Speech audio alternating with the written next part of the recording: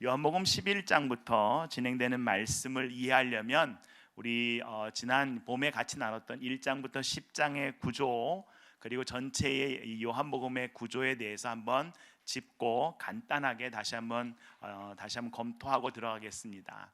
우리 봄에 요한복음을 나눈 것이 어떤 구조를 중심으로 한 구절 한 구절을 빠지지 않고 나누려고 시간을 들였다면, 이번 가을에 이번 요한복음을 나눌 때는 이제는 날줄로 옆으로 해서 요한복음 전체가 어떻게까지 이 메시지를 갖고 오기 위해서 여기까지 갖고 왔는가라는 것으로 이번 가을에는 말씀을 나누기 때문에, 우리가 오늘도 11장을 다루지만 11장 전체보다는 11장 전체에 있는 한 세네 가지 주제를 가지고 말씀을 나누고 그것을 붙잡고 함께 기도하겠습니다.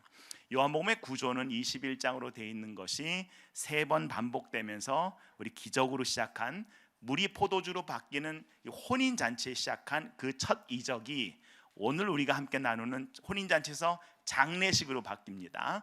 장례식으로 바뀌어서 이 나사로의 장례식에서 예수님이 그 장례식에 오셨을 때 장례식이 어떻게 바뀌는가 라는 것을 통하여, 오늘 이 요한복음은 나사로의 장례식, 나사로의 소생사건, 나사로는 부활이 아니잖아요.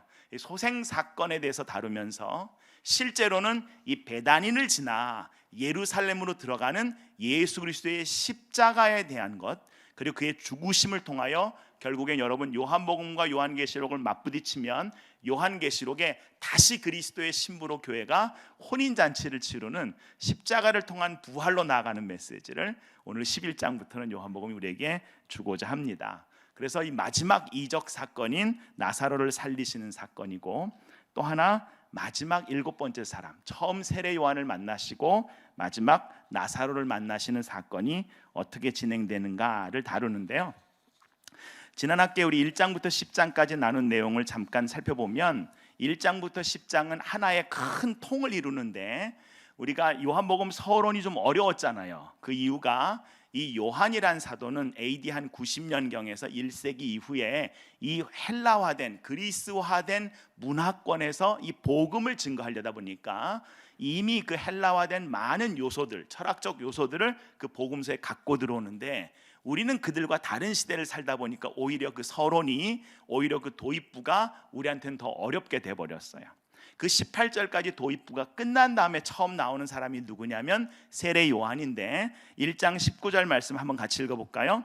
같이 읽습니다. 유대인들이 예루살렘에서 제사장들과 레위인들을 요한에게 보내어 내가 누구냐 물을 때에 요한의 증언이 이러하니라. 그래서 처음 요한의 증언으로 시작해서 나는 메시아가 아니고 나는 내 뒤에 오실 그분의 신들매도 감당할 수 없다. 내 뒤에 오시는 그분이 바로 하나님의 아들이신 세상 죄를 지고 가는 하나님의 어린 양 메시아다라는 증언을 한 그 사건이 10장 마지막 절에 가시면 41절 42절에 뭐라고 고백하는가 한번 같이 읽어볼까요? 많은 사람이 왔다가 말하되 요한은 아무 표적도 행하지 아니하였으나 요한이 이 사람을 가르쳐 말한 것은 참이라 하더라. 그리하여 거기서 많은 사람이 예수를 믿으니라. 우리 요한복음의 주제가 뭐였냐면, 많은 이적을 예수님께서 행하셨지만 이것을 간략하게 간추려서 이 복음을 여러분에게 전달하는 이유는 예수님이 하나님의 아들이심을 여러분이 믿고 살라고, 그 믿음을 갖게 하려고 이 요한복음을 기록했어요. 그래서 요한복음은요 그냥 읽으면 되게 어렵습니다. 되게 어려운 책이에요. 근데 여러분 신앙생활을 처음 시작하신 분한테 어떤 책을 제일 먼저 읽으라 그래요? 요한복음을 먼저 읽으라 그래요. 되게 어려운 책인데, 되게 영적인 책인데 제일 먼저 요한복음을 읽으라 그래요. 왜냐하면 요한복음을 읽으면 목적이 뭐예요? 예수님이 믿어지는 거예요. 이 내용은 이해가 안 되는데 예수님이 믿어지는 것이고, 그분이 내게 주신 은혜로 주시는 그 구원이 믿어짐으로 다시 한번 이 말씀으로 한 단계 들어갈 수 있는 그러한 우리 통로의 역할을 해주기 때문에 요한복음을 읽으라 그러는데, 그러면 요한복음은 읽으면 읽을수록 이게 여기 이런 게 있었어? 라고 하면서 여러분 읽으면 읽을수록 점점 늪에 빠져나가는 것처럼, 어린아이가, 그래서 성서학자들 뭐라 하냐면 어린이가 가서 막 이렇게 빗물에 이렇게 물웅덩이에 생기면 막 물장난 하잖아요. 요한복음을 그런 줄 알고 와서 막 물장난 했더니 코끼리가 와서 물장난 하는 데가 코끼리가 쑥 빠져 들어가더라고. 그렇게 요한복음은 얕은 줄 알았는데 무지 깊은 책이다라는 이야기를 하고 있어요.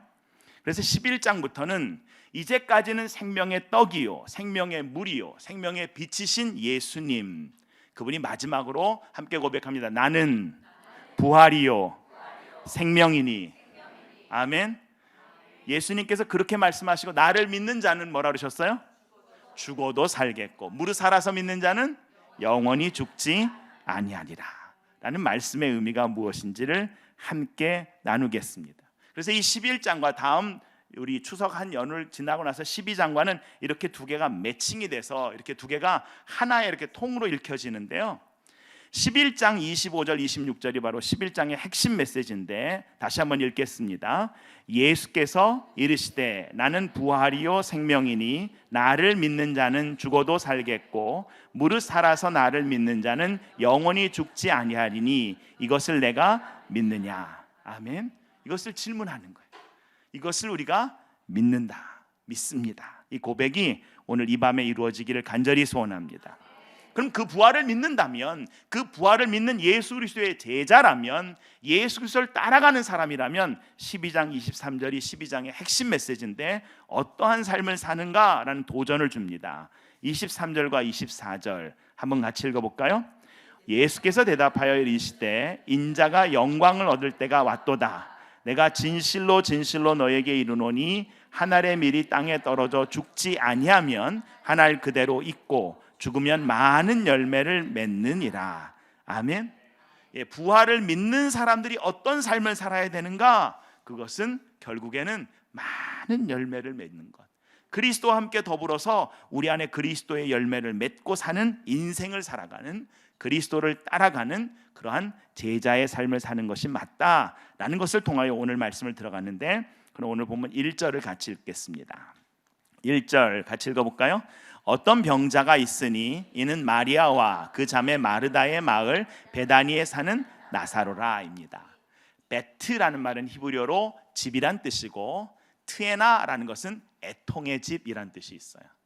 그래서 처음 이 트에나라는 무화과를 가리켜서 처음에 범죄를 한 아담이 그의 수치를 무슨 나무 잎으로 가려요? 무화과 잎으로. 내 실수를, 내 잘못을 슬픔으로, 비통함으로 가려보고 하자 하지만 가려지지 않더라는 의미가 있죠. 그래서 이 무화과의 집이란 의미가 있는 이 트에나라는 베다니에 나사로가 살았는데, 여러분 재미있는 것이 지금 예수님께서 지금 베다니에 있는 나사로가 병들었다는 얘기의 소식을 듣고 베다니로 가셔야 되는데 지금 계신 곳에 이틀을 유하십니다. 근데 지금 예수님이 계신 곳이 어디예요? 어딘지는 성경이 얘기하지 않는 것 같지만 10장 40절에 거기 계셨다 이렇게 나옵니다. 10장 40절 한번 같이 읽어볼까요? 다시 요단강 저편 요단이 처음으로 세례 베풀던 곳에 가사 거기 거하시니, 그래서 이제 11장으로 연결되는 거예요. 처음 요한이 세례를 베푸시던 곳에 거하셨대요. 그러면 요한복음 안에서 1장 28절에 요한이 세례를 베풀던 장소 이름이 뭐라고 나오는데 1장 28절 같이 읽어볼까요? 이 일은 요한이 세례 베풀던 곳 요단강 건너편 베다니에서 일어난 일이니라. 지금 예수님이 어디 계세요? 베다니에 계세요. 나사로는 어디 있어요? 베다니에 있어요. 두 장소는 같아요, 틀려요? 달라요. 예수님이 계신 베다니는 요단강 건너편 베다니고 지금 나사로가 있는 베다니는 예루살렘 옆에 있는 베다니고 두 장소가 달라요. 근데 왜 요한복음은 이렇게 쓸데없는 도시에 대한 얘기를 구체적으로 요한복음 전체를 통해서 읽고 찾아낼 수 있도록 우리한테 알려주는 것일까요? 오늘 말씀에 그 의미가 있어요. 지금 나사로나 이 집안들은요, 예수님 내 옆에 있으면 이 일이 벌어지지 않았을 거다라는 얘기를 반복해서 합니다. 근데 예수님 그곳에 안 가신 것 같아요. 하나님 그곳에 안 계신 것 같아요. 근데 하나님의 말씀은 예수님 이미 그곳에 계시다. 그래서 오늘 그 본문을 한번 들어가 봅니다. 요한복음 안에는 두 개의 베다니가 나와요. 하나는 나사로의 동네 예루살렘에서 한 3마일 정도밖에 떨어지지 않은 가까운 곳에 있는 베다니가 하나 있고요, 예수님께서 세례 요한이 세례를 베풀던 요단강 건너편에 있는 베다니라는 동네가 나옵니다. 그러면서 2절은 이렇게 이야기하고 있습니다. 오늘 본문 2절 말씀 같이 읽을까요? 이 마리아는 향유를 주께 붓고 머리털로 주의 발을 닦던 자요 병든 나사로는 그의 오라버니더라입니다. 여러분, 요한복음을 쭉 읽어오는 가운데 우리가 이 사람들이 지금 베다니에 산다는 정보는 우리가 알았지만, 처음 이게 들어서 그 장소는 얘기했지만, 마리아가 예수님의 발에 향유를 붓고 머리털로 발을 닦았다는 사건은 지금 몇 장에 나와요? 12장에 나오는 사건이잖아요. 그럼 지금 11장을 읽고 있는 우리한테는 이 향유를 갖다가 예수님 발에 부었던 여인 마리아, 그러면 그 사건을 알아요, 몰라요? 처음 읽는 우리한테는 모르는데, 요한 사도가 이 요한복음이 이 책을 쓸 때 11장에서 이미 향유를 예수님 발에 부었던 바로 그 마리아야 라고 지금 글을 쓰고 있다는 것은, 마리아고 향유를 부은 사건에 대해서 이야기를 하면 이미 초대교회 사람들은 그 사건과 그 여인에 대한 소문과 그것을 안다 모른다? 알고 들어간다는 거죠. 이미 12장의 사건을 알고 지금 11장에 들어오고 있다는 거예요. 그래서 요한복음에서는 이미 향유를 주께 붓고 머리털로 주님의 발을 닦았던 이 여인들이 이 책을 읽고 있는 이미 독자들, 성도들 사이에서는 이미 알려진 사건이고, 바로 그것을 강조하면서 향유를 주님께 붓고 정말 그 헌신을 다해서 예수님을 예배하고, 마지막 요한복음의 이 13장부터가 21장이 댐인데, 마지막 그 6일 동안 예수님께 부었던 이 향유가 머리부터 부어가지고 발로 내려오잖아요. 마태, 마가를 보시면 머리에다 부었다고 나와요. 요한복음은요, 발을 머리카락으로 닦았다니까 머리부터 부어서 발끝까지 가는 한 근이나 되는 원액을 부었습니다.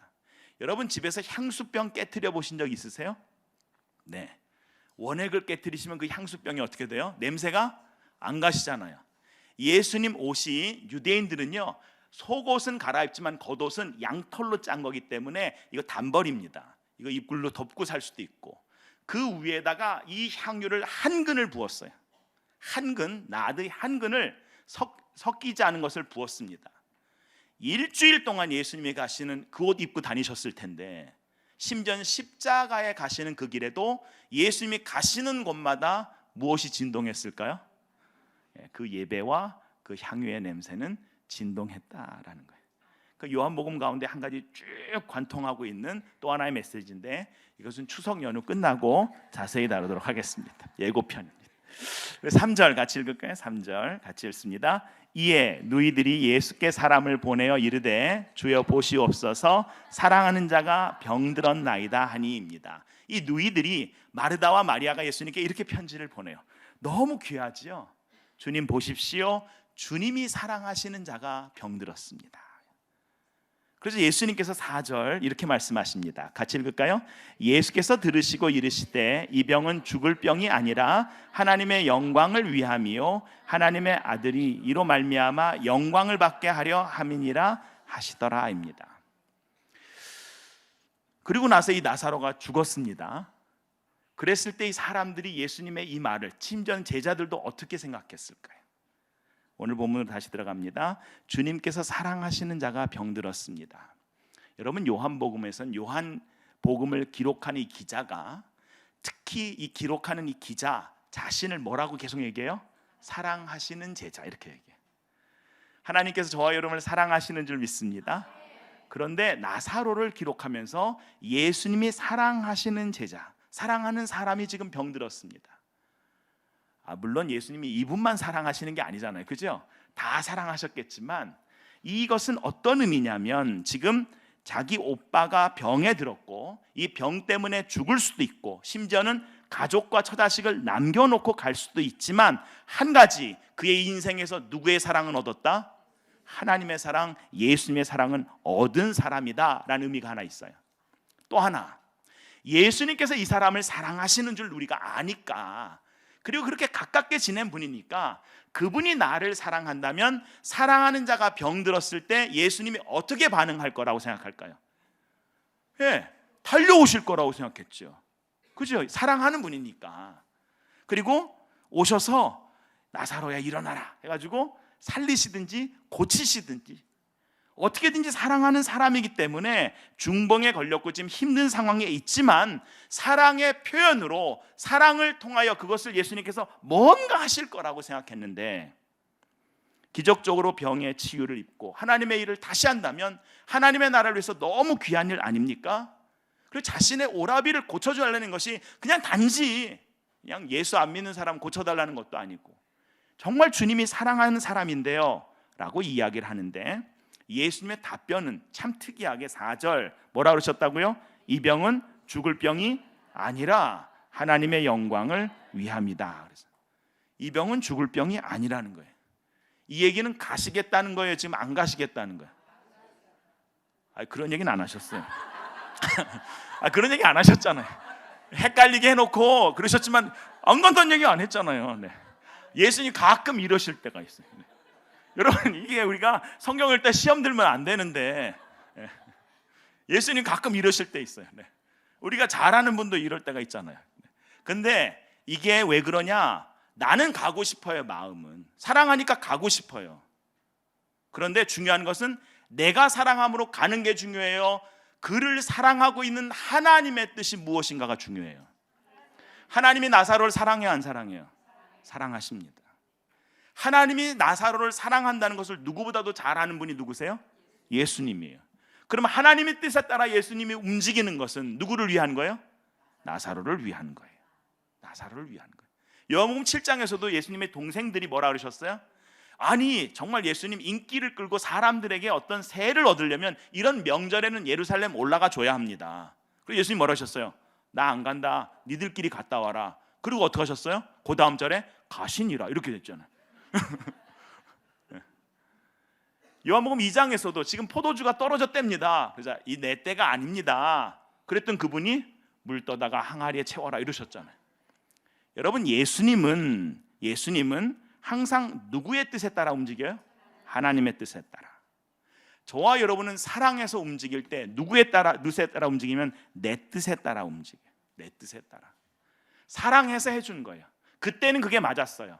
근데 지금은 틀려요.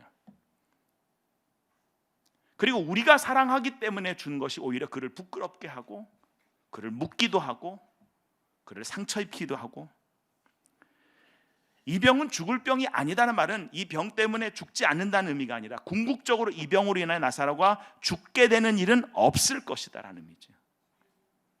이 병은 죽음으로 끝나는 게 아니다라는 거예요. 이 병은 정말 하나님이 뭘 원하냐면 하나님의 영광과 하나님의 아들인 예수 그리스도의 영광을 드러내는 그 일을 위해서 이 병을 하나님이 사용하실 것이다. 하나님의 때에 따라 하나님의 방법으로 할 때 그 기쁨은 가장 큰 줄 믿습니다. 그런데 여기서 예수님께서 요한복음 9장 3절에서도 날 때부터 소경된 사람에게 사람들이 이 사람이 소경된 것이 이 사람의 죄 때문입니까? 이 사람의 부모의 죄 때문입니까? 라고 물을 때 9장 3절 예수님 뭐라고 하셨어요? 예수께서 대답하시되 이 사람이나 그 부모의 죄로 인한 것이 아니라 그에게서 하나님의 하시는 일을 나타내고자 하심이라. 당대의 모든 사람은 이 사람의 죄 때문에 이 사람이 소경됐든지 날 때부터 그랬으니까 이 사람의 부모 때문 아니겠습니까? 라는 것이 그들이 갖고 있던 흑백 논리였어요. Either A or B. 근데 예수님은 neither A nor B. A도 아니고 B도 아니고 누구 잘못도 아니고 그거 지나간 거잖아. 그거 지금 따진다고 바뀌는 거 아무것도 없잖아. 그렇지만 그것이 그 사람에겐 상처고 아픔이고 부끄러움이고 두려움이고 가리고 싶은 것일 줄 모르지만 하나님은 그걸 통하여 하나님의 영광을, 하나님의 일을 나타내시는 줄 믿습니다. 그 얘기를 우리한테 알려주시는 거죠. 오늘 이 나사로의 이야기도 마찬가지예요. 하나님의 영광과 아들의 영광인데 이것은 하나님이 영광을 받으시겠다는 게 아니라 하나님의 계시, 하나님이 자신을 드러내므로 하나님의 아들 안에서 그 하나님의 영광이 드러나게 하는데 이 일을 사용하시겠다라고 하시는 거예요. 그래서 요한복음 5장 23절에 보시면 이미 요한복음을 통해서 반복해서 예수님께서 이 말씀을 우리에게 주셨는데 다시 한번 5장 23절 같이 읽어볼까요? 이는 모든 사람으로 아버지를 공경하는 것 같이 아들을 공경하게 하려 하심이라. 아들을 공경하지 아니하는 자는 그를 보내신 아버지도 공경하지 아니하느니라. 예수 그리스도를 우리에게 보내주셔서 그분이 우리와 똑같은 살과 피를 갖고 이 땅에 사시지만 그분이 하나님의 아들이심을 고백하고 그리고 그 사인과 말씀을 통하여 하나님이 누구신가를 알려주실 때마다 우리는 그분을 통하여 하나님의 은혜와 그 구원의 능력을 고백해야 되는데, 병이 낫고 나의 삶이 해결이 되고 심지어는 오병이어 사건으로 5천 명이 먹고 막 이래도 예수님을 주님, 선생님 이렇게 고백하지만 여전히 그들의 입술에는 이분이 하나님의 아들이신 걸 인정하지 못하고 있었지요. 나사로가 병들었다함을 듣고 이틀을 더 유하셨다 그랬어요. 그런데 성경은 이렇게 말합니다. 5절 같이 읽어볼까요?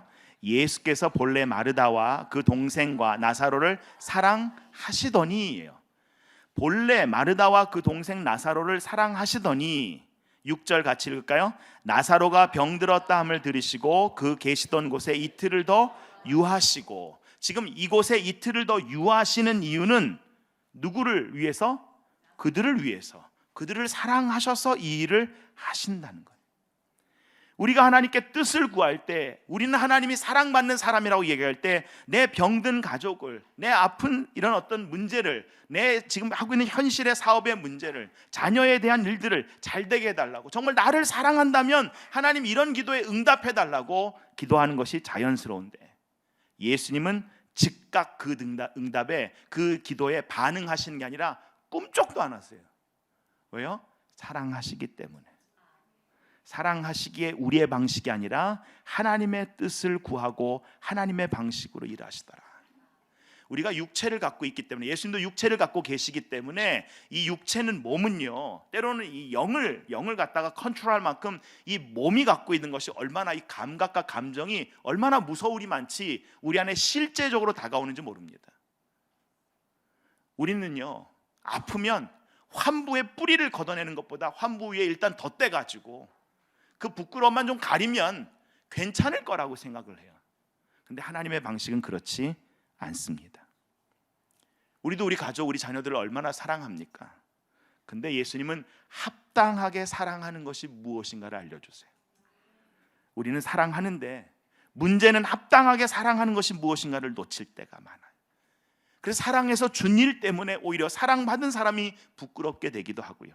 그때는 그게 맞았는데 지나놓고 보니까 아이고 어리석었네 라는 이야기를 하게 되고요. 우리 주님은 그것을 누구보다도 잘 아셨기에 하나님이 가라 그러실 때까지 이틀을 더 유하십니다. 요한복음 5장 17절에서 21절에 예수님도 하나님이셨는데 하나님이 아버지와 예수님이 하나가 되신 것에 대해서 이 오병 사건 이후에 무슨 얘기를 하시냐면, 그리고 38년 된 병자를 고치는 사건 이후에 안식일을 범해서 막 유대인들에게 공격을 당할 때 5장 19절 이렇게 말씀하십니다. 요한복음 5장 19절 같이 읽을까요? 그러므로 예수께서 그들에게 이르시되 내가 진실로 진실로 너에게 이르노니 아들이 아버지께서 하신 일을 보지 않고는 아무것도 스스로 할 수 없나니 아버지께서 행하시는 그것을 아들도 그와 같이 행하느니라. 아들은 항상 누구를 보고 일한다고요? 아버지가 하신 일을 보고 일한다고. 요한복음 10장 28절 29절에는 예수님이 하나님으로부터 약속의 말씀이 이거였어요. 28절과 29절 같이 읽어볼까요? 내가 그들에게 영생을 주노니 영원히 멸망하지 아니할 것이요 또 그들을 내 손에서 빼앗을 자가 없느니라. 그들을 주신 내 아버지는 만물보다 크심에 아무도 아버지 손에서 빼앗을 수 없느니라 입니다. 지금 이 나사로를 예수님이 사랑하세요. 그리고 하나님이 누구에게 지금 맡기셨어요? 예수님께 맡기셨어요. 그렇다면 죽음의 권세가 하나님께서 예수 그리스도에 맡긴 이 나사로를 빼앗아 갈 수 있다 없다?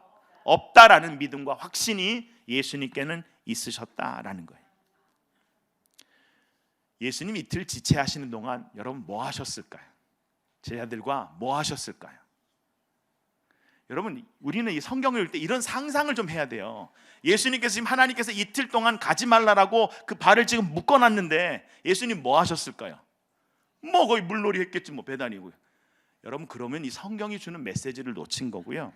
41절에 조금 이따 나오는 예수님의 기도를 잠깐 우리가 컨닝해가지고 이틀 동안 뭐 하셨을지를 생각해 보십시다. 41절과 42절 이렇게 기록하고 있어요. 같이 읽어볼까요? 돌을 옮겨 놓으니 예수께서 눈을 들어 우러러 보시고 이르시되 아버지여 내 말을 들으신 것을 감사하나이다. 예수님 지금 나사로의 무덤 앞에서 뭐라 그러셨어요?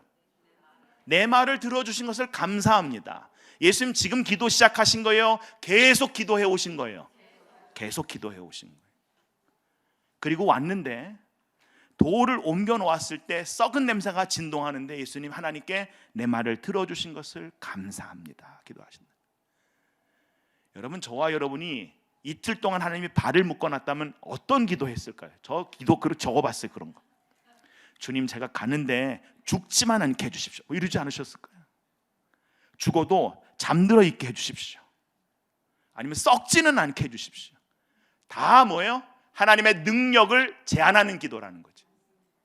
내 이해와 내 경험 안에서만 계속 기도하고 있다는 거지. 하나님이 누군지를 전혀 모르면서 기도하고 있다는 거예요. 예수님은 하나님이 누구라는 것을 알고 기도하셨다는 거예요. 그래서 예수님이 이틀 동안 하나님이 그의 발을 묶어 가지 못하게 하실 때 그냥 계셨던 게 아니라 하나님과 계속해서 소통하면서 지금 가야 되는데, 내 육체의 소리를 따르면 지금 가야 되는데 하나님은 아니라 그러실 때마다 지금 하루 차이에 얼마나 많은 부분들이 썩어나가고 얼마나 많은 부분들이 회복되지 않을 텐데, 지금 가야지 이 문제가 해결될 텐데 하나님은 아니라는 거예요. 사랑하는 성도 여러분, 저와 여러분도 좀 마찬가지 아닐까요? 일이 어떻게 될지를 몰라서 그렇지, 선하신 하나님께서 우리의 삶을, 우리의 기도에 선하게 응답하실 것은 믿고 기도하잖아요. 근데도 두렵잖아요. 안 그런가요? 저는 그러더라고요. 그것을 못 믿는 게 아니고 분명히 그전에도 경험했기 때문에 하나님이 선하게 인도해 주실 걸 알아요, 이번에도. 근데 또 힘들어요. 또 힘들어요. 현실의 삶에서 그 기도가 열매 맺지 못하진 않을까? 마음이 복잡해지고, 하나님의 뜻이 아니라 때로는 내 욕심이, 때로는 내 상처가, 내 두려움이 나를 막 주장하면서 이게 오라, 이게 오라, 이게 오라, 거기에 갇혀 있다 보면 우리가 실수를 하게 되는 것이, 기도의 사람이라도 넘어지게 되는 것이 바로 그 부분이라고 요한복음의 기자는 우리에게 지금 외치고 있는 것입니다. 하나님은 선하신 계획과 뜻을 가지고 일하고 계신데 결코 늦지 않으실 것이다. 그래서 그 하나님의 때에 그 하나님과 같은 속도와 방향으로 하나님과 동행하시는 저와 여러분 되기를 간절히 소원합니다. 그래서 7절에 이렇게 말씀하십니다. 같이 읽을까요? 7절. 그 후에 제자들에게 이르시되 유대로 다시 가자 하시니입니다. 여러분, 지금 어디로 가시는 거예요? 베다니로 가시는 거잖아요. 네, 우리가 지금 베다니로 가고 있습니다. 처음에 베다니에서 아프다 그랬잖아요, 나사로가. 여러분이 성경을 읽을 때 그럼 베다니로 가자, 나사로에게 가자 이렇게 얘기하셔야 되는 거 아니에요? 근데 왜 유대로 가자 그러십니까? 그러자마자 제자들이 8절 뭐라고 얘기합니까? 유대로 가자라고 말씀하신 것을 제자들이 다시 우리한테 확인 사살을 해줘요. 확인을 시켜줘요. 8절 같이 읽습니다. 제자들이 말하되 랍비여, 방금도 유대인들이 돌로 치려 하였는데 왜 그리로 가시려 하십니까? 입니다. 지금 예수님이 유대로 간다라고 얘기하셨을 때 제자들의 반응이 뭐예요? 분명히 조금 전에 유대인들이 예수님 죽이려 그러셨는데 왜 그곳으로 다시 가시려 그러십니까? 예수님이 가시고자 하신 것은 베다니예요, 아니에요? 베다니가 맞는데 베다니가 목적지는 아니에요. 오늘 말씀을 다시 한번 정리하겠지만 이 베다니에 가서 예수님께서 나사로 살리십니다. 그분 지금도 살아계십니까? 아니요, 베다니에 가시면 돌아가셨어요. 나사로의 묘가 있습니다. 네, 돌아가셨어요. 늙어서 돌아가셨어요. 예수님은 아셨어요. 이번 사건을 통하여 이 사람을 소생시켜도 결국에는 죽는다는 거 아셨어요. 우리를 사랑하기 때문에 살려도 죽음의 권세로부터 우리를 자유하게 하지 않다는 걸 아셨어요. 어떻게 해야 우리를 죽음의 권세와 죄의 권세로부터 자유하게 하시는가? 예수님이 직접 예루살렘인 십자가로 가셔야 된다는 것을 아셨어요. 예수님은 지금 베다니가 목적지가 아니에요. 베다니는 지나가시는 장소예요. 그리고 주님은 지금 예루살렘을 향하여 가고 계신 거예요. 그리고 십자가로 가시는 거예요. 거기서 우리를 위해서 죽어주시고 다시 살아나심으로 그의 고난과 피 흘림과 죽으심을 통하여 여기 이 나사로의 무덤에서는 눈물을 흘리시지만 저와 여러분을 위해서는 십자가에서 피와 물을 다 쏟아주신 줄 믿습니다.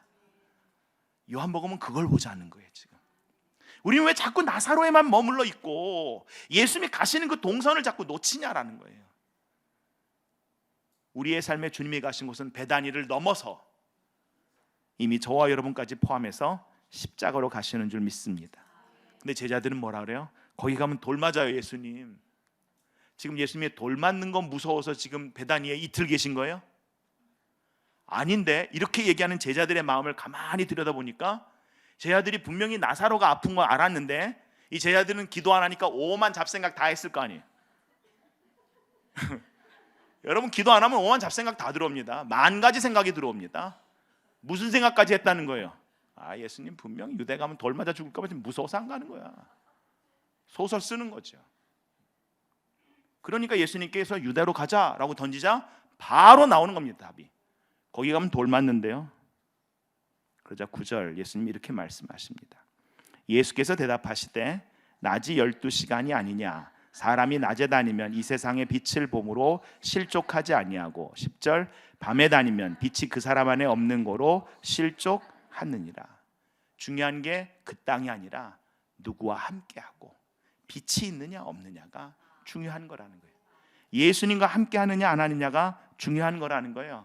예수님께서 11절에 내 친구 나사로가 잠들었으니까 우리가 깨우러 가자입니다. 우리가 깨우러 가자. 이 요한복음의 말씀은요, 중의적인 의미를 가져요. 항상 나사로를 깨우러 가자라는 이 말 속에는 지금 가셔서 나사로를 깨웁니다, 살립니다, 그 의미도 있지만 예수님께서 유대로 가시는 결국 진짜 궁극적인 나사로를 깨우는 것은 뭐예요?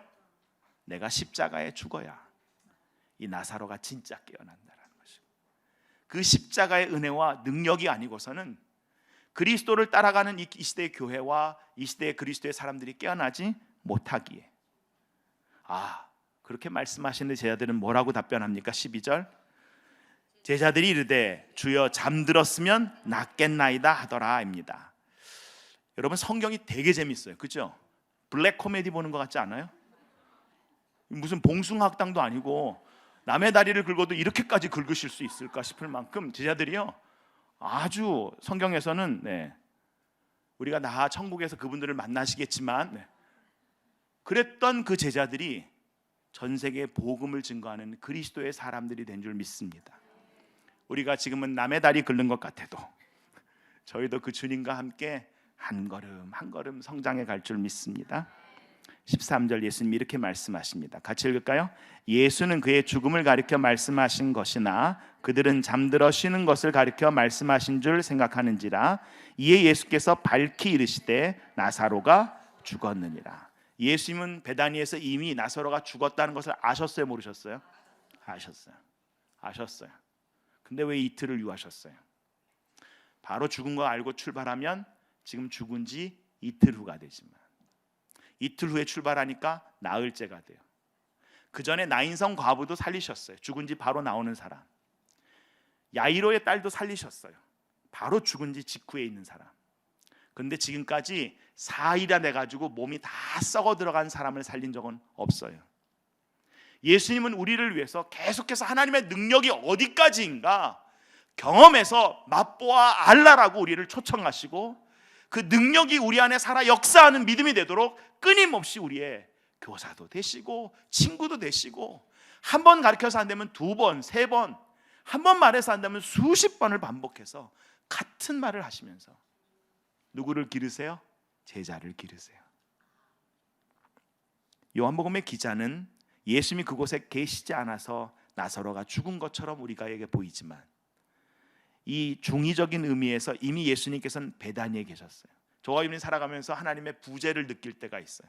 정말 하나님 간절히 원하고 도와달라 그럴 때, 처음 믿을 때는 잘 은혜도 있고 막 기도하면 응답도 있는데 조금 신앙이 자라서 이제 뭔가 알려 그럴 때 내 결단도 약하고 막 기도하면 마치 나 혼자 맨 땅에 헤딩하라는 것처럼 하나님이 정말 그 임재가 내 안에 느끼지 않아서 좀 영적으로 더 갈급함을 느낄 때, 욥기를 읽어보시면 욥이 이렇게 말합니다. 그 어느 때보다 하나님은 나랑 가장 가까이 계셨는데 내가 그거 모릅니다. 내가 그거 놓칩니다. 15절 예수님께서 이렇게 말씀하세요. 같이 읽을까요? 내가 거기 있지 아니한 것을 너희를 위하여 기뻐하노니 이는 너희로 믿게 하려 함이라. 그러니 그에게로 가자 하시니. 예수님께서 거기에 가지 않은 것, 그 나사로에게 가지 않은 것을 기뻐하신대요. 이 말을 또 오해하시면 안 되는 게, 누구를 위해서 기뻐하신다는 거예요? 제자들. 왜냐하면 제자들이 이번 이 사건을 통하여 새로운 경험과 새로운 하나님의 사인들을 보게 될 것이니까, 그리고 그걸 통하여 믿게 될 일들을 기대하면서. 그래서 우리의 삶에 의미 없는 고난과 불행은 없습니다. 하나님께서 그것을 허락하셨다면 반드시 그것을 통하여 우리의 삶에 하나님이 일하고 계신 줄 믿습니다. 그래서 야고보 사도는 1장 2절에서 3절에 이렇게 말합니다. 내 형제들아, 너희가 여러 가지 시험을 당하거든 온전히 기쁘게 여기라. 이는 너희 믿음의 시련이 인내를 만들어내는 줄 너희가 알미라 합니다. 때로 우리가 기도할 때 하나님이 정말 우리의 기도가 공허한 메아리처럼 또 돌아오는 것 같지만, 다시 말씀으로 돌아와서 묵상하면서 그 하나님을, 우리 시편 기자의 고백들을 가만히 읽다 보면 우리 하나님은 저와 여러분의 신음조차도 놓치지 않으시고 함께 하시며, 때로는 침묵하시는 것 같고 지체하시는 것 같지만 그것조차도 하나님의 사랑인 줄 믿습니다. 예전에 제가 그 경험을 알려드린 적이 있잖아요. 저희 큰아이가 패사덴에 있는 과학박물관에서 카쿤을 하나 받아온 적이 있어요. 그래서 그것이 누에꼬치가 이제 있다가 나방이나 나비가 돼서 나오는데요. 아니 얘가 다 나왔는데 한쪽 날개가 끝까지 안 나오는 거죠. 그래서 우리 아이가 막 울면서 아빠 도와줘, 아빠 도와줘, 아빠 도와줘. 제가 그때 분명히 생물학 전공인데 그걸 도와주면 안 된다는 걸 깜빡했어요. 그래서 제가 아주 살짝 빼줬어요. 살짝. 그랬더니 나왔어요. 근데 그렇게 빼준 날개가 안 펴져요. 도와준 거예요. 아들이 울면서 도와달라니까 도와준 거예요. 그랬던 그 아들이 내가 나방 날개를 그렇게 했다고 또 계속 울더라고. 그게 그런 거예요. 우리가 하나님 말씀 안 듣고 사람 말 듣고 하면 그게 그렇게 된다니까요. 바보 되는 거예요. 순간에 아주. 네. 두고두고 나한테 생물학 전공 맞냐고 물어보고 우리의 때와 방법이 아니라 하나님의 때와 방법으로 하나님의 뜻이 우리 가운데 이루어지는 것이 가장 좋습니다. 우리의 기도가 공허하게 정말 하나님 살아계신 거 맞습니까? 라고 할 때 선하신 하나님께서 일하고 계신 줄 믿습니다. 그래서 주님께서 이 나사로를 하게 가자 그러자 16절, 이제 유대 땅으로 가는 것을 알고 디두모라는 도마가 뭐라 그럽니까? 같이 읽을까요? 디두모라고 하는 도마가 다른 제자들에게 말하되 우리도 주와 함께 죽으러 가자 하니라입니다. 디두모라는 말은 도마라는 히브리식 이름의 헬라어 이름이에요. 트윈스라는 쌍둥이란 뜻입니다. 이 도마가요, 이 요한복음에서 엉뚱한 얘기하는 것 같아요. 근데 여러분 도마를 가만히 보시면 요한복음에서는 예수님을 하나님의 아들로 고백하는 분이 베드로가 아니고 도마입니다. 요한 공동체에서는 이 도마가 굉장히 중요한 역할을 하고, 여기서 제자가 무엇인가를 얘기합니다. 제자들에게 말하되 우리도 주와 함께 뭐 하러 가자? 죽으러 가자. 예수와 함께 죽는 사람이 제자입니다. 예수와 함께 사는 사람이 제자입니다. 분명히 도마는 예수님께서 이 결단의 날에 분명히 우리를 보호하시고 놓치지 않는다는 말씀을 주셨으니까 출애굽하시는 것처럼 로마의 군병을 어떻게 없애든지 뭔가 이 혁명의 날이 올 줄 알고 예수님과 함께 죽으러 가자, 이것이 혁명의 날이다 라고 쫓아갔는데 들통났잖아요. 겟세마네에서 기도할 때 로마 군병이 오고 들통났잖아요. 산통 다 깨진 줄 아니까 다 도망갑니다. 죽기로 각오했는데 예수님께서 결단하신 것은 우리가 생각하는 식의 혁명이 아니었다는 거예요. 17절 같이 읽을까요? 예수께서 와서 보시니 나사로가 무덤에 있은지 이미 나으리라. 18절 베다니는 예루살렘에서 가깝기가 한 오리쯤 되매 많은 유대인이 마르다와 마리아에게 그 오라비의 일로 위문하러 왔더니입니다. 오늘 분명히 이 베단이란 말을 하면서 또한 이 요한복음은 예루살렘에서 가깝다라는 말을 하고 있어요. 계속해서 복선을 깔고 우리가 예수님 지금 어디로 가고 계신가를 놓치지 않아요. 와서 보니까 나사로가 무덤에 있은지 이미 나흘이에요. 그리고 많은 유대인이 이미 마르다와 마리아에게 그 오라비의 일로 와서 위문합니다. 예수님께서 여기 베다니에 오신 것은 베다니의 나사로 때문만이 아니다라는 것을 요한복음 우리에게 또한 알려주시고, 이 말씀을 읽는 이에게 예수님 지금 어디로 가고 계신가 그의 동선을 알려주십니다. 예수님은 예루살렘으로 가고 계신 거예요. 많은 유대인들이 마르다와 마리아를 위로합니다. 그 위로객 중에 한 명으로 예수님이 오셨는데, 예수님이 오셨다는 말을 듣자 그 눈물과 그 장례식의 현장에서 마르다가 튀어나갑니다. 맞기 위해서.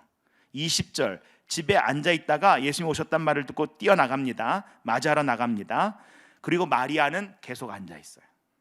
21절 이렇게 얘기합니다. 마르다가 예수께 여짜오되, 같이 읽을까요? 주께서 여기 계셨더라면 내 오라버니가 죽지 아니하였겠나이다 입니다. 마르다가 고백합니다.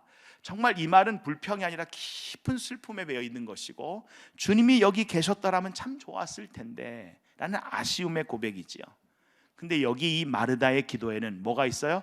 조건과 한계가 있습니다. 예수님이 여기 계셨어야만 된다라는 거예요.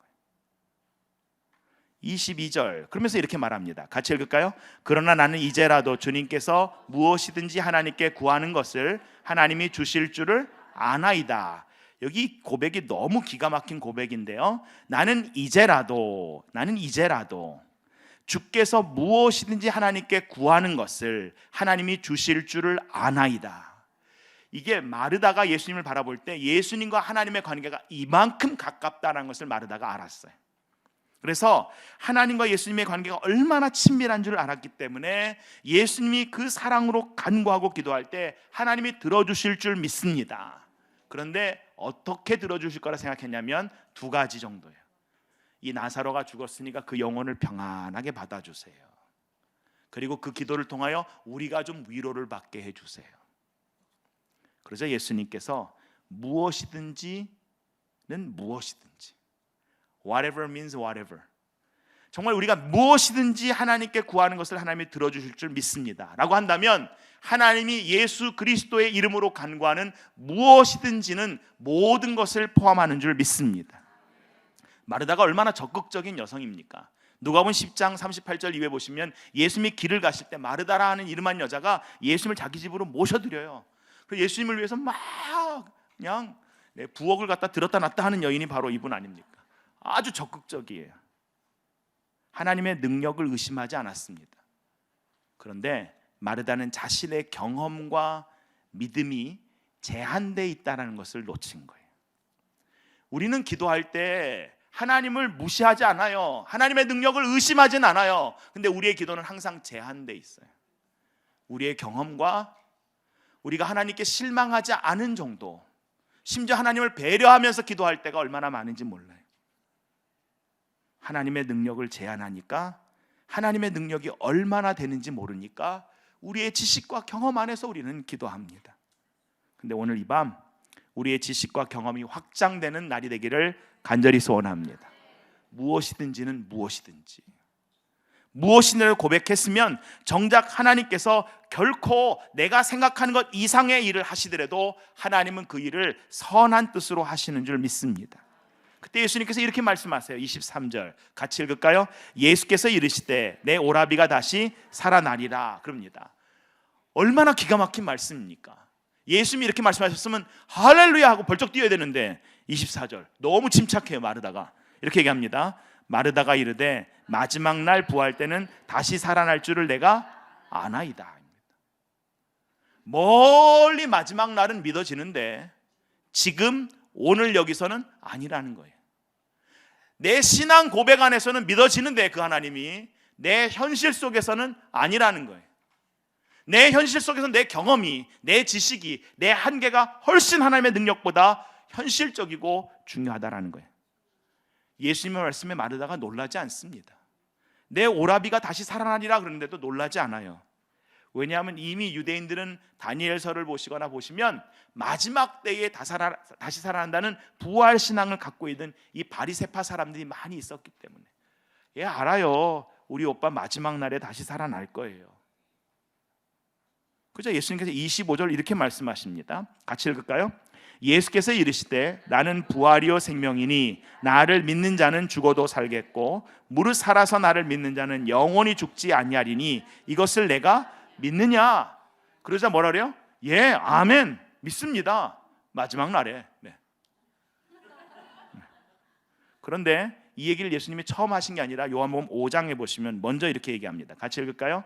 진실로 진실로 5장 25절 진실로 진실로 너에게 이르노니 죽은 자들이 하나님 아들의 음성을 들을 때가 오나니 곧 이때라 듣는 자는 살아나리라. 언제라고요?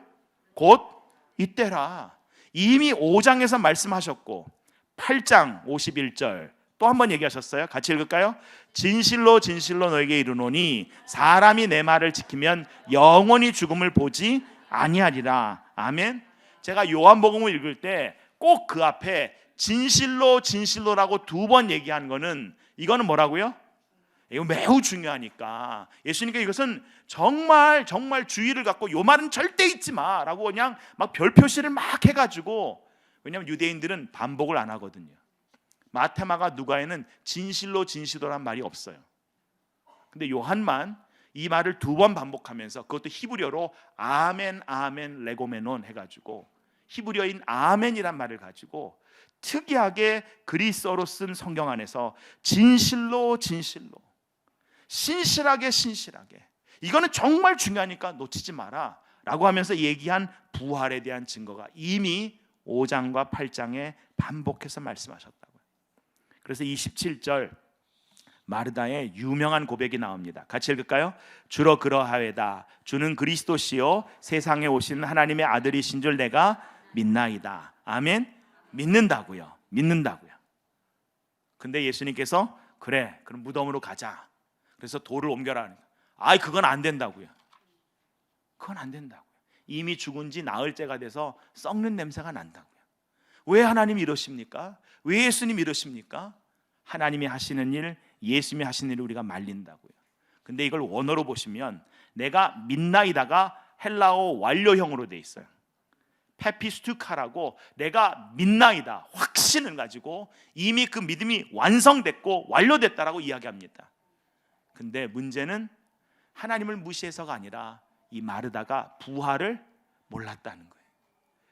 부활을 모르니까 이 부활이 막연한 것이고 부활이란 말은 알겠는데 경험해 본 적이 없으니까 죽은 오빠가 살까지 다 썩어가는 냄새나는 사람이 다시 산다는 것은 상상이 안 된다는 거예요. 그러나 이 여인이 예수님을 믿습니다. 여러분 이게 중요합니다. 오늘 11장에서 마르다와 마리아가 예수님이 하나님의 아들이신 줄을 믿는데 신뢰의 대상인데, 그런데 이 신뢰의 대상임에도 불구하고 이 하나님이 내 경험 안에 자꾸 갇혀요. 내 한계 안에 자꾸 갇혀요. 내 삶의 현실 안에 자꾸 갇혀요. 이걸 못 들어요 자꾸. 그럼에도 불구하고 누구를 믿는 것을 놓치지 않아요? 그 하나님을 믿는 것을 놓치지 않으니까 그 현실 안에서 하나님이 하시는 역사의 경험이 점점 그 지평이 넓혀져 가고 깊어져 가더라라는 것입니다. 예수님이 마르다에게 어떻게 너 나 안 믿냐? 이거 갖고 따지지 않으셨어요. 계속해서 그 여인이 그 고백이 깊어지고 그 고백이 넓어지고 그 고백이 온전해질 때까지 주님은 주님을 계시해 주시는 줄 믿습니다. 그리고 나서 이 마르다가 들어가서요 조용히 마리아를 낳으라 그럽니다. 사람들이 다 울고 있는 그 울음의 장소, 정말 그 현장에서 마리아를 나오게 합니다. 이 자매가 똑같다는 것을 알 수 있어요. 여러분 성경을 읽으면 마리아가 예수님 만나자마자 뭐라 그러세요? 마리아가 했던 말과 똑같은 말. 주님께서 여기 계셨더라면 우리 오라버니가 죽지 않았을 것입니다. 그런데 이 마리아가 나가니까 유대 사람들이 다 뭐라 그래요? 곡하러 가는가 보다, 울러 가는가 보다, 우리도 같이 가서 같이 곡해주자. 근데 예수님께서요 이 쳇바퀴 도는 것 같은 그들의 인생의 중심에 들어가시면서 네 오빠의 무덤으로 가자라고 하고 나사렛 무덤 자리에 섭니다. 그 자리에 오는 사람이 마리아도 울고 그 자리에 오는 사람들이 오는 것을 보고 33절 이렇게 말씀하십니다. 같이 읽을까요? 예수께서 그가 우는 것과 또 함께 온 유대인들이 우는 것을 보시고 심령의 비통이 여기시고 불쌍히 여기사 34절 이르시되 그를 어디 두었냐 이르되 주여 와서 보옵소서 하니 35절 예수께서 눈물을 흘리시더라입니다. 여러분, 예수님이 눈물을 흘리셨어요. 이 예수님의 눈물을 이사야서 기자는 53장 4절에 이렇게 말씀하고 있습니다. 나사로 때문에 갖는 이 육체적인 감정도 있으셨겠지만 더 중요한 예수님의 눈물의 의미는 뭐냐? 이사야서 53장 4절 같이 읽을까요? 그는 실로 우리의 질고를 지고 우리의 슬픔을 당하였거늘 우리는 생각하기를 그는 징벌을 받아 하나님께 맞으며 고난을 당한다 하였노라. 그 장례식의 현장이 지금 어때요? 죽음이 모든 것들을 송두리째 빼앗아가서 휘두르고 있는 그 죽음의 권세가, 죽음으로 말미암는 사람들 안에 있는 그 죄의 여러 가지 현상들이, 경쟁과 슬픔과 교만과 가십과 이런 것들이 팽배한 그 현장이 오히려 그들의 질고를 예수님이 대신 지시고 그 슬픔을 당하는데, 36절에 유대인들이 뭐라 그런가 같이 볼까요? 36절, 이에 유대인들이 말하되 보라 그를 얼마나 사랑하셨는가 하며, 37절, 그중 어떤 이는 말하되 맹인의 눈을 뜨게 한 이 사람이 그 사람은 죽지 않게 할 수 없었더냐 하더라 입니다.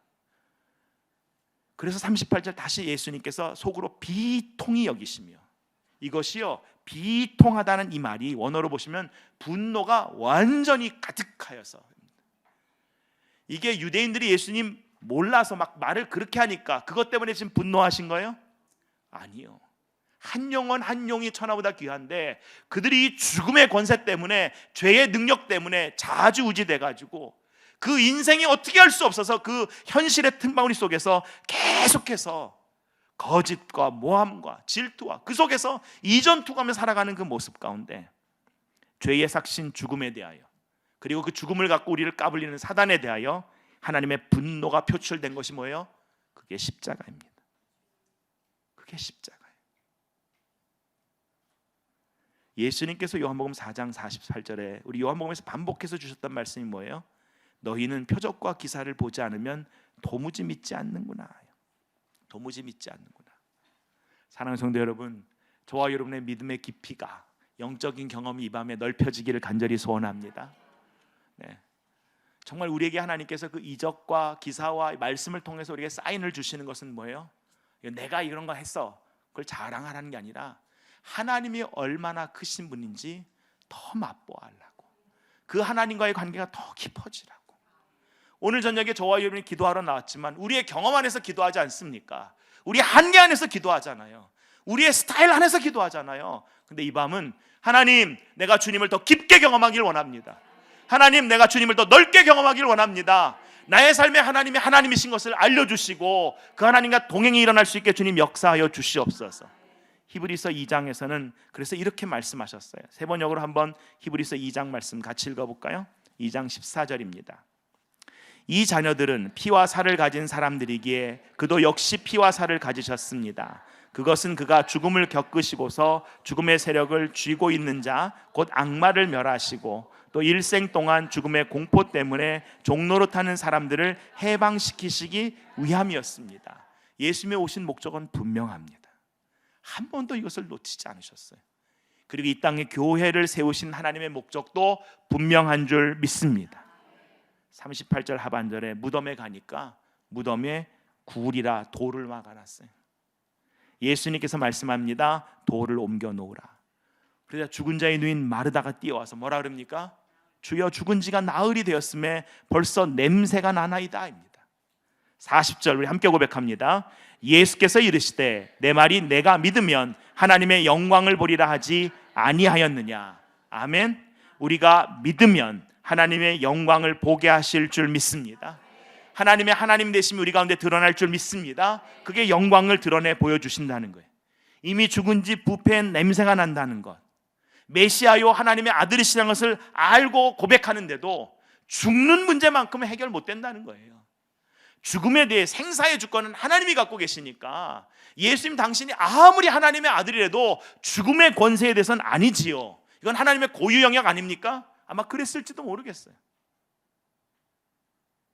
근데 하나님께서 그 아들에게 모든 권세를 주시고 그를 통하여 하나님의 사람 한 명 한 명을 하나님이 다 받아주시고 용납하신 줄 믿습니다.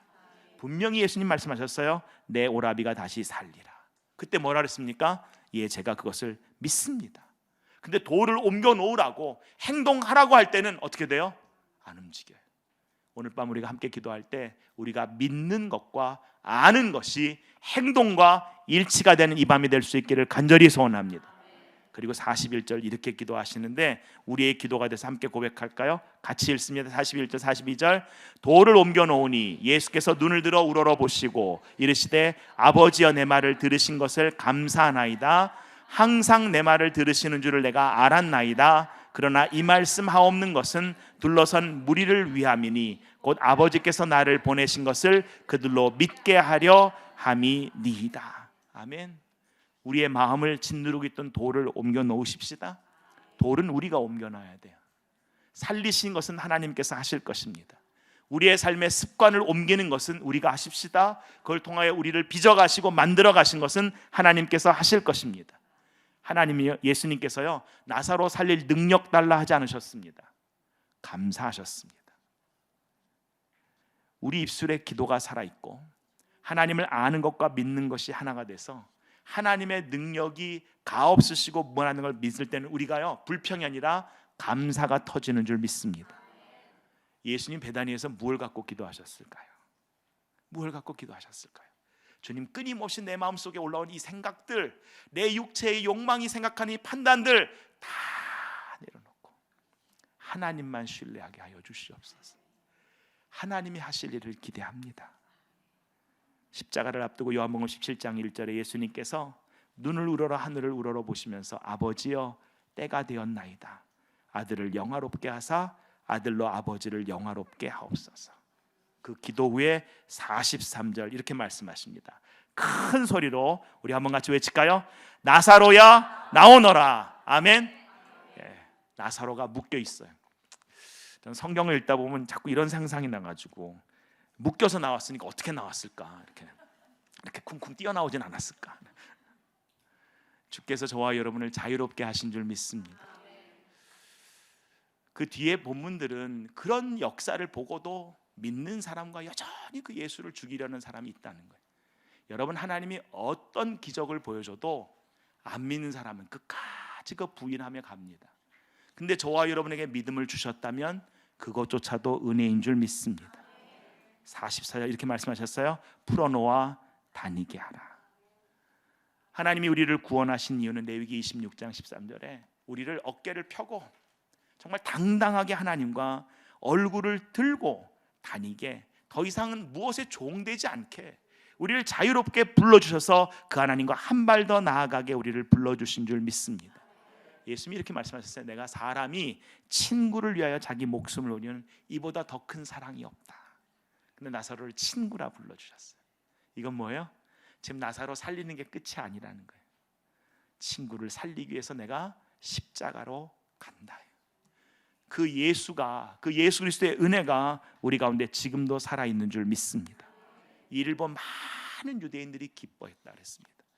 예수님이 정말 여기서 기뻐하신 이유는 뭘까요? 나사로 살아난 것도 기쁘겠지만 진짜 기쁜 거는 이것이 하나의 메시지가 되고 이것이 하나의 사인이 돼서 많은 유대인들이 예수 믿고 영생을 누리게 된 사건 아닐까요?